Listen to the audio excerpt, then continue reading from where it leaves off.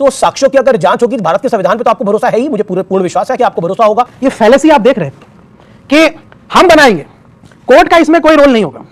Court क्या करता है नहीं करता है, ये फैलेसी है कि क्या इन्फ्लुएंस करते हैं लोअर कोर्ट को। नंबर 1 मेरा सवाल ये है, क्योंकि इनफेलेबल नहीं है कुछ भी।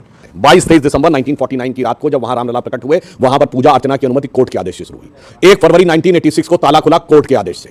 9 नवंबर 1989 को वहां पर शिलान्यास करने की अनुमति दी गई कोर्ट के आदेश से। ढांचा 6 दिसंबर 92 को गिरने के बाद अस्थायी मेकशिफ्ट टेंपल में पूजा अर्चना की परमिशन हुई सुप्रीम कोर्ट के आदेश से। 2003 में रडार मैपिंग की रिपोर्ट के आधार पर खुदाई करने की परमिशन दी गई कोर्ट के आदेश से। 30 सितंबर 2010 को हाईकोर्ट इलाहाबाद हाईकोर्ट की लखनऊ बेंच ने, जिसने माना केंद्रीय गुंबद श्री राम विराजमान का 1/3 2/3 वाला। जनाब ये 19 वाला तो बाद में आया, लगातार निर्णय पक्ष में तो आप क्या कहना चाह रहे हैं? परकट वाला उसको सुप्रीम कोर्ट ने खारिज कर दिया। देखिए आप दूसरा सुप्रीम कोर्ट के जजमेंट में कहना चाहता हूं, आपके पहले सेंटेंस को मैं बता देना चाहता हूं, सुप्रीम कोर्ट ने यह कहा है कि ये बताइए सुप्रीम कोर्ट के फैसले को मानते हैं आप? मानते हैं ना? आप मैं बोल रहा हूं, आप परकट हुई आप बोल रहे थे, फिर आप बोलिए। हम तो सुप्रीम कोर्ट के फैसले के बारे में पूछ रहे हैं। देखिए मैं ये बात मानता हूं कि ये तो हम लोगों के मन में बहुत बड़ी पीड़ा है कि दुनिया में हमारे ही भगवान हैं जो खुद भी रिस्पोंडेंट थे। श्री राम लला विराजमान अपना मुकदमा खुद लड़ रहे थे। अब इन्होंने जो गलत बोला है वो बताता हूं। सुप्रीम कोर्ट ने अपने जजमेंट में कहा कि इस बात का कोई आर्कियोलॉजिकल सबूत नहीं है कि 12वीं शताब्दी में मंदिर टूटा था। आर्कियोलॉजिकल सबूत नहीं है। आर्कियोलॉजिकल सबूत का मतलब यह होता है कि नीचे कोई ढांचा मिले, जैसे मैं 6 दिसंबर 92 से पहले वहां कोई ढांचा था, इसका आज कोई आर्कियोलॉजिकल सबूत नहीं है, सिर्फ डॉक्यूमेंट्री एविडेंस। दोस्तों स्वागत है आप सभी को मेरे YouTube चैनल पर। दोस्तों आज की वीडियो काफ़ी शानदार होने वाली है, काफ़ी इंटरेस्टिंग होने वाली है, क्योंकि आज की जो डिबेट हो रही है वो हिंदू पक्ष और मुस्लिम पक्ष के बीच हो रही है। दोस्तों डिबेट का मुद्दा है राम मंदिर और कृष्ण मंदिर। और दोस्तों इस डिबेट में योगी आदित्यनाथ जो यूपी के सीएम हैं उनका एक बयान सुनाया जाता है, जिसमें वो बोलते हैं कि जिसमें दम होगा वही मंदिर को बनाएगा। इस बातों को जब सोजमेई से पूछा जाता है तो सोजमेई पगला जाते हैं और ये योगी आदित्यनाथ जी को उल्टा पुल्टा बोलने लगते हैं। तो फिर वहीं पे सुधांशु त्रिवेदी जी होते हैं जो हिंदू पक्ष की बात रखते हैं, वो सोजमेई को पूरा फैक्ट के साथ उनको धो देते हैं अच्छे से, और इतना अच्छे से धोते हैं कि बेचारी की बोलती बंद हो जाती है।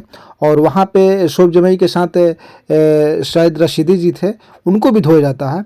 दोस्तों इसमें हिंदू पक्ष से आपको देवकीनंदन ठाकुर जी भी है। दोस्तों आप लोगों को अनुरोध है कि आप लोग वीडियो को अंत तक देखिएगा, और चैनल पर पहली बार आए हैं तो चैनल को सब्सक्राइब कर लीजिएगा। और चलिए शुरू करते हैं और वीडियो को अंत तक देखते हैं, फिर लास्ट में बात करते हैं। चलो भाई देखो अब मैं क्या करता हूँ। मथुरा का जब जिक्र आया, चाहे आप हो चाहे बीजेपी के अन्य नेता हो, आप कह रहे हैं कि हमने काशी भी बना दी है, अयोध्या भी बना दी है, अब हम मथुरा भी बनाएंगे। क्यों नहीं बनाएंगे? अब हम मथुरा भी बनाएंगे। क्यों नहीं बनाएंगे? पोलराइजेशन करने की तैयारी। जिसमें दम होगा वही बनाएगा, जिसमें दम होगा वही मथुरा को ही बनाएगा। और हम में दम है, हमने अयोध्या में जन भावनाओं के अनुरूप भगवान राम का भव्य मंदिर बना दिया। जी शोएब जमाई, देखिए उत्तर प्रदेश सूबे के मुख्यमंत्री हैं योगी आदित्यनाथ जी। वो कहते हैं कि जिसमें दम होगा वो बनाएगा, और साक्ष्य होंगे तो कोर्ट आदेश भी देगा। तो साक्ष्यों की अगर जांच होगी भारत के संविधान पे तो आपको भरोसा है ही, मुझे पूर्ण विश्वास है कि आपको भरोसा होगा। ये फैलेसी आप देख रहे हैं कि हम बनाएंगे, कोर्ट का इसमें कोई रोल नहीं होगा। कोर्ट क्या करता है नहीं करता है, ये फैलेसी है कि क्या इन्फ्लुएंस करते हैं लोअर कोर्ट को। नंबर 1 मेरा सवाल ये है, क्योंकि इनफेलेबल नहीं है कुछ भी। 22-23 दिसंबर 1949 की रात को जब वहां रामलला प्रकट हुए, वहां पर पूजा अर्चना की अनुमति कोर्ट के आदेश से शुरू हुई। 1 फरवरी 1986 को ताला खुला कोर्ट के आदेश से। 9 नवंबर 1989 को वहां पर शिलान्यास करने की अनुमति दी गई कोर्ट के आदेश से। ढांचा 6 दिसंबर 92 को गिरने के बाद अस्थायी मेकशिफ्ट टेंपल में पूजा अर्चना की परमिशन हुई सुप्रीम कोर्ट के आदेश से। 2003 में रडार मैपिंग की रिपोर्ट के आधार पर खुदाई करने की परमिशन दी गई कोर्ट के आदेश से। 30 सितंबर 2010 को हाईकोर्ट इलाहाबाद हाईकोर्ट की लखनऊ बेंच ने, जिसने माना केंद्रीय गुंबद श्री राम विराजमान का 1/3 2/3 वाला। जनाब ये 19 वाला तो बाद में आया, लगातार निर्णय पक्ष में तो आप क्या कहना चाह रहे हैं? परकट वाला उसको सुप्रीम कोर्ट ने खारिज कर दिया है। देखिए आप दूसरा सुप्रीम कोर्ट के जजमेंट में कहना चाहता हूं, आपके पहले सेंटेंस को बोल रहे हैं मैं बता देना चाहता हूं, सुप्रीम कोर्ट ने यह कहा है कि ये बताइए सुप्रीम कोर्ट के फैसले को मानते हैं आप? मानते हैं ना? आपने जो मिसकोट किया वो मैं बोल रहा हूं, तो आप परकट हुई है आप बोल रहे थे, फिर आप बोलिए। हम तो सुप्रीम कोर्ट के फैसले के बारे में पूछ रहे हैं। देखिए मैं ये बात मानता हूं कि एक तो हम लोगों के मन में बहुत बड़ी पीड़ा है कि कि दुनिया में हमारे ही भगवान हैं जो खुद भी रिस्पोंडेंट थे। श्री राम लला विराजमान अपना मुकदमा खुद लड़ रहे थे। अब इन्होंने जो गलत बोला है वो बताता हूं। सुप्रीम कोर्ट ने अपने जजमेंट में कहा कि इस बात का कोई आर्कियोलॉजिकल सबूत नहीं है कि 12वीं शताब्दी में मंदिर टूटा था। आर्कियोलॉजिकल सबूत नहीं है। आर्कियोलॉजिकल सबूत का मतलब यह होता है कि नीचे कोई ढांचा मिले, जैसे 6 दिसंबर 92 से पहले वहां कोई ढांचा था, इसका आज कोई आर्कियोलॉजिकल सबूत नहीं है, सिर्फ डॉक्यूमेंट्री एविडेंस। मैं ये चाहता हूँ मुसलमानों को, मुसलमान जो संस्था है उनको ये बड़ा दिल दिखाते हुए तीनों जो है हमारे मंदिर जो है बनाने की पूरी जो है हमें बड़ा दिल दिखाते हुए परमिशन दी जाए। जो कौन से? काशी विश्वनाथ मंदिर, अयोध्या मंदिर की फैसला हो चुका और श्री कृष्ण मंदिर का। मतलब इसमें देवकी नंदन जी आपने भी कई बार अपील करी है कि भाईचारा दिखाना चाहिए, क्या कहना चाहते हैं कि आपको लगता है बड़ा दिल दिखाना चाहिए? देखिए, इनसे बात की जाती है बड़े दिल की, इनका बड़ा दिल होता नहीं है। अभी इन्होंने योगी के ऊपर कुछ कहा, योगी जी के ऊपर। अयोध्या कहाँ है? उत्तर प्रदेश में। मथुरा कहाँ है? उत्तर प्रदेश में। उत्तर प्रदेश में। काशी कहाँ है? उत्तर प्रदेश में। योगी जी कहाँ है? उत्तर प्रदेश में। तो वहाँ बनाने की जिम्मेदारी किसकी है? देखिए, अरे तो पूछते क्यों थे इनसे कि राम लला आएंगे, मंदिर यही बनाएंगे, तिथि कब बताएंगे? इनसे क्यों पूछते थे कब बनाओगे मंदिर, कब बनाओगे? आपसे गलत तो आगे पूछते थे फिर जी। उन याचिकाकर्ताओं से पूरा देश, पूरा विपक्ष, कांग्रेस पार्टी साल दर साल सवाल पूछती रही। सुधांशु त्रिवेदी हमारे स्टूडियो में आते थे, हमारे स्टूडियो की लोकेशन बदल गई है। पहले जहां था, कांग्रेस के किस नेता ने सवाल नहीं पूछा? कांग्रेस के हर नेता ने, हर मौलवी साहब ने सवाल पूछा कि बीजेपी रामलला आएंगे, मंदिर वही बनाएंगे, लेकिन तारीख नहीं बताएंगे। लेकिन जब ये आज 22 जनवरी 2024 की तारीख बता रहे हैं तो पूछ रहे हैं कि तुमने क्या किया? ये तो कहते कौन सी थी जब राम मंदिर का शिलान्यास हुआ था तो ये लोग आके मुहूर्त मर्मज्ञ बन गए थे, कहने लगे थे मुहूर्त नहीं ठीक है। याद करिए अगस्त 2020 में अपनी सुविधा के अनुसार ऐसा बदलते हैं जिसकी कोई हद नहीं। अच्छा, एक इंटरेस्टिंग ये है जी जी, नहीं देखिए ये जो तिथियों का सम्मान है, ये ऐसे ही नहीं है, ऐसे ही नहीं है कि जब उत्तरायण लगेगा तो रामलला विराजमान होंगे, ये ऐसे ही नहीं है। ये विधि का विधान है, ये विधि का विधान था। जब कार सेवकों पर गोली चली थी, जो पार्टी 400 सीटों पर थी वो आज 40 सीटों पर है। ये विधि का विधान है, ये रामलला का विधान है जी। और जो पार्टी 2 सीटों पर थी वो आज 300 पे आ गई। अब इसे सहयोग कहिए या कुछ और कहिए जी।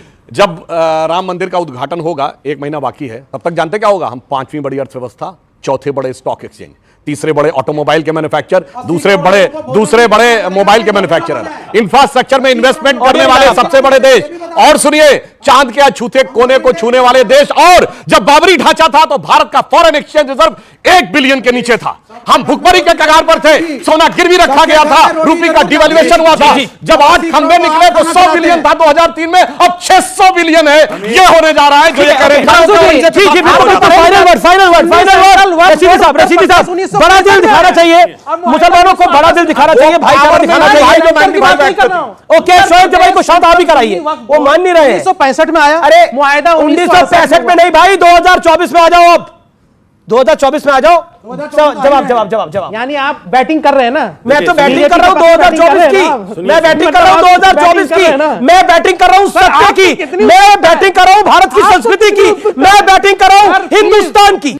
अभी आपने देवकीनंदन ठाकुर जी को सुना, हमारी थी, है और रहेगी। तभी योगी जी का बयान आपने सुनवा दिया कि जिसमें दम होगा वो बना लेगा। एक साधु जी कह रहे थे पहले बागेश्वर धाम के, आप हमें ताकत दो, हम आपको हिंदू राष्ट्र देंगे। ये तो एक प्रचलन हो गया। तो मैं सिर्फ ये कहना चाहता हूं, जब इस तरह के प्रवचन, आपने सुना होगा काशीनाथ के, विश्व काशीनाथ के बारे में भी योगी जी ने कहा था कि मस्जिद कहते हुए शर्म आती है, और मस्जिद क्यों कहें उसको। ये इस तरह के जो बयान हैं, ये संविधान के बिल्कुल विरुद्ध हैं। संविधान नहीं कहता कि एक जो आदमी संविधान की शपथ लेकर ऐसी अच्छी जगह पर बैठे, वो हिंदू की या मुसलमान की, इस तरह की मस्जिद मंदिर की बात करे। संविधान नहीं कहता इस बात को। आप कह रहे संविधान ये नहीं कहता। 10 सेकंड कह दिया कि मस्जिद मंदिर है, रहेगा। आपने बहुत बुरा था। 1 मिनट, 10 सालों में सुनिए, मैं पूछना चाहता हूं इनसे, सेकुलर देश है, बनाया कि नहीं बनाया? मुसलमानों के लिए मक्का मदीना के बाद तीसरी सबसे पवित्र मस्जिद अल-अक्सा है, जो इजराइल के कब्जे में है। बताइए, वो मस्जिद है और मुस्लिम की रहेगी या नहीं? बोलिए। बिल्कुल छोड़ देंगे, बिल्कुल अब रहेगी। अब बिल्कुल रहेगी, भले इजराइल के कब्जे में है, बिल्कुल रहेगी। भगवान राम का भूल जाओ, भगवान राम का मंदिर मर्यादा के दायरे में, भगवान राम का मंदिर तो मर्यादा के दायरे में बन गया। वासुदेव कृष्ण तो मर्यादा में रहना सिखाते हैं। दार्शनिक बात है। अगर कोई इसको गहराई से समझ सके और हल्के में समझे तो ऐसे ही समझ ले, मगर बहुत गहरी बात है। भगवान राम मर्यादा के देवता थे। जब वो जागृत हुए तो उन्होंने सिर्फ मर्यादा स्थापित की। भगवान शंकर संहार के देवता हैं, तो जब काशी विश्वनाथ जागृत होंगे तो तमाम प्रतिगामी शक्तियों का संहार होगा। और भगवान कृष्ण लीला पुरुषोत्तम हैं, उनकी जब लीला आएगी तो सब देखते रह जाएंगे कि भारत कहां से कहां पहुंचे। जी जी जी, बहुत बहुत शुक्रिया आपका। आखिर फाइनल वर्ड देवकीनंदन जी। राम मंदिर राम के स्टाइल में बना है, कृष्ण मंदिर कृष्ण के स्टाइल में बनेगा। जी जी, बहुत बहुत शुक्रिया आप लोगों का। दोस्तों आई होप कि आप लोगों ने वीडियो को अंत तक देखा होगा और आप लोगों ने काफ़ी एंजॉय किया होगा वीडियो को। दोस्तों इसमें आपने देखा होगा कि सुधांशु त्रिवेदी जी और देवकीनंदन ठाकुर जी ने अपने फैक्ट से बातों को रखा और मौलानाओं को बोलती बंद कर दी। इसमें मौलाना शोएब जमाई और मौलाना रशीदी की बोलती बंद हो गई। इन लोगों ने ऐसे छटपटाना शुरू कर दिया कि लग रहा था कि भाई इनको हो क्या गया, क्योंकि ये लोग फैक्ट को प्रस्तुत नहीं कर पा रहे थे और कुछ भी मतलब अपना ज़बरदस्ती अपने बातों को रखना चाह रहे थे, जो कि सुधांशु त्रिवेदी के रहते ऐसा होना पॉसिबल नहीं है। दोस्तों आप लोग कमेंट करके बताएं कि आप लोग को ये डिबेट कैसा लगा, और चैनल पहली बार आए हैं तो चैनल को आप लोग सब्सक्राइब कर ले, वीडियो को लाइक कर।